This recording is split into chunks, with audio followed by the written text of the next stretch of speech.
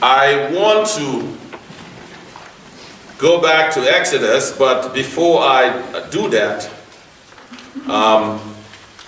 quickly look at the gospel text and Jesus reminding the community of second chances, if you will. The owner of the fig tree planted the tree, and for 3 years the tree bore no fruit. And so he was ready to cut it down. And his servant said, 1 more year. Let me dig around it, put some fertilizer, if you will, and see if nothing will happen. And the owner of the vineyard said, okay, go ahead. The God we serve is in the business of giving us second chance, third chance, fourth chance. Some of us, I guess, we just run out of chances. What can I say? But that's the God we serve. He is not too quick to condemn us as others are.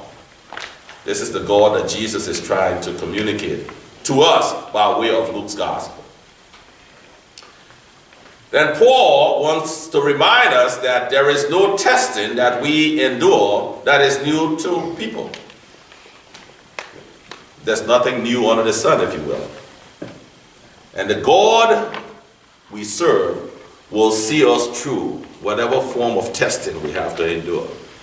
It's Paul's reminder to us that God in some way is with us, just as God was with the people of Israel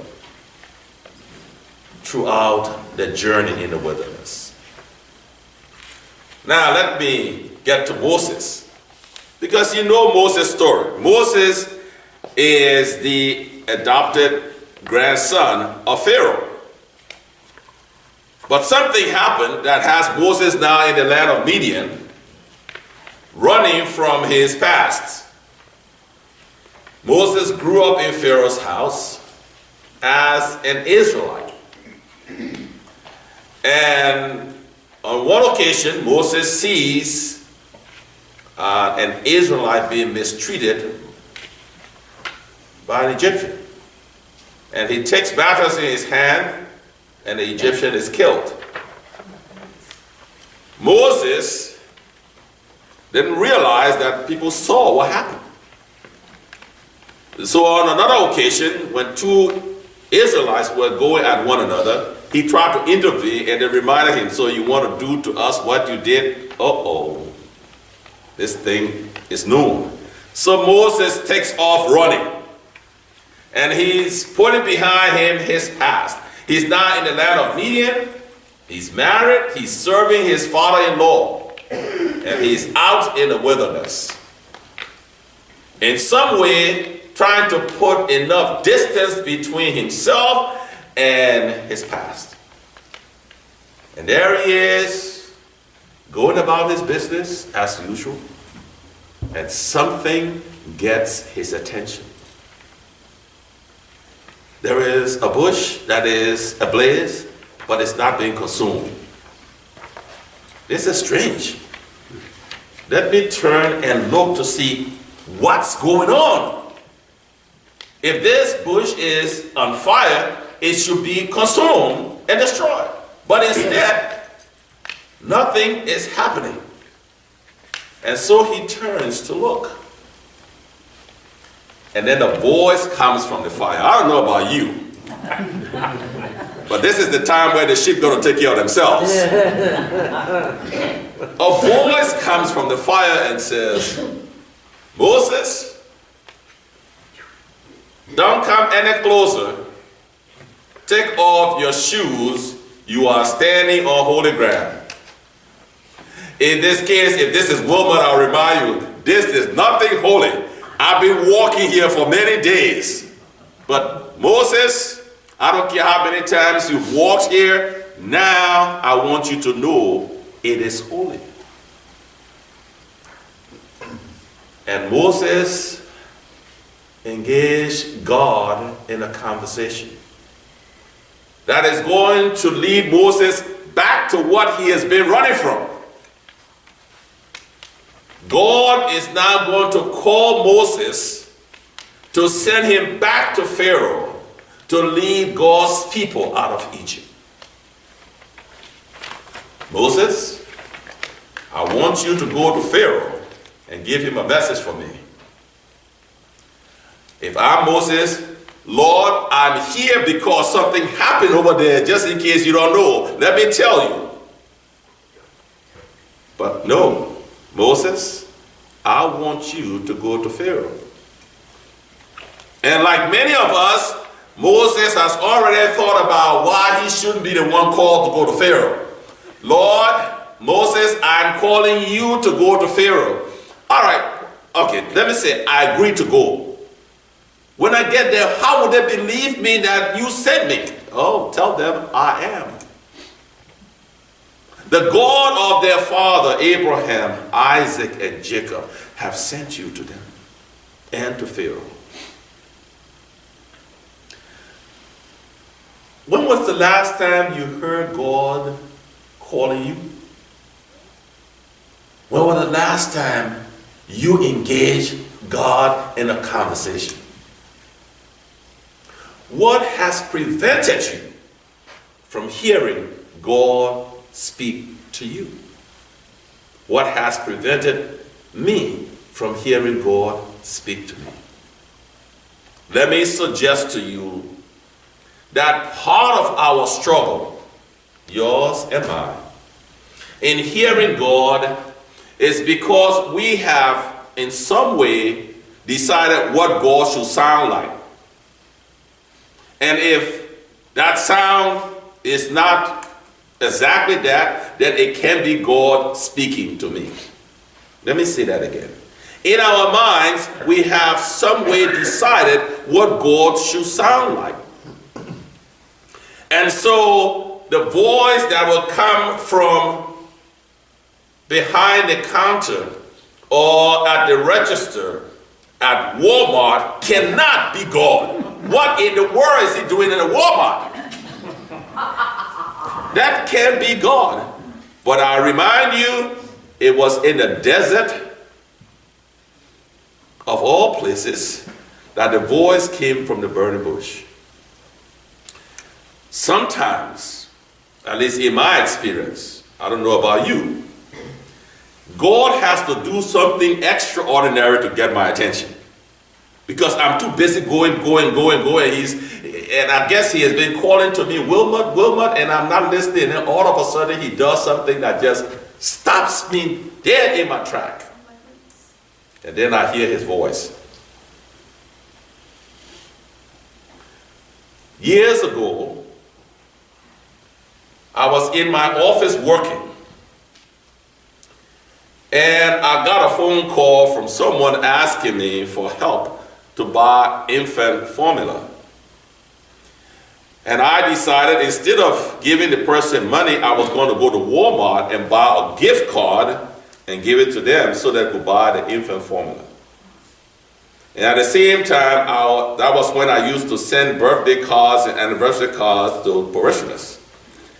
And I had a bunch of cards, I had just done it, and I got into my car and I drove to the post office in North Myrtle Beach. And I deposited the mail, and I was going back to my van to go to Walmart to buy the gift card and come back so that I could call the folks to come and get it. As I was walking back to my van, someone said, hello. And I said, hello. But I kept walking and said, no, I'm trying to get your attention. There was a couple, older couple, going to their car, and the woman was driving and the man was going to the passenger side. I was parked next to them. And he struggled along the back of his car to come to me, to my van. And he came up to me and he handed me $100 bill. And he said, God said I should give it to you. I don't know about you. At this point, I'm like, are you joking? He said, God said I should give it to you. And he said, you should use it for yourself. At this point, I'm like, if the sky had opened, something was going to happen. There was a voice from heaven speaking. Because in some way, he didn't know I was going to Walmart to go and get a gift card. And guess where I was going to buy it from? The $100 bill. God said you should use it for yourself. I went to Walmart after that conversation with him and still used the discretionary fund that I had to buy the gift card. And I kept that $100 bill. As a matter of fact, it was just around rummage sale because when I came back, I couldn't wait to tell the parishioners around here what had just happened to me. I photocopied the bill and I went and bought clerical shirts because he said, God said you should use it for yourself. I share that story with you because God in some way breaks into our lives just to remind us, you are precious in my sight. And your life is very important to me. You remember I told you that last week? I didn't know, they didn't know me. Why did he think that I needed $100? And why did he say, God said I should use it for myself? If God had not said that to him. What I'm trying to suggest to you, my brothers and sisters, this morning, is that God is speaking. Are we listening? God is showing up.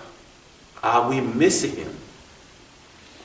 In more ways than one, he is trying his best this Lenten season to remind you and me that I am here. I love you so much, and I'm here. And as you and I continue our journey this Lenten season, and we reflect on our past, God is not there to remind us about what we've done and haven't done. He's there to just let us know that I love you so.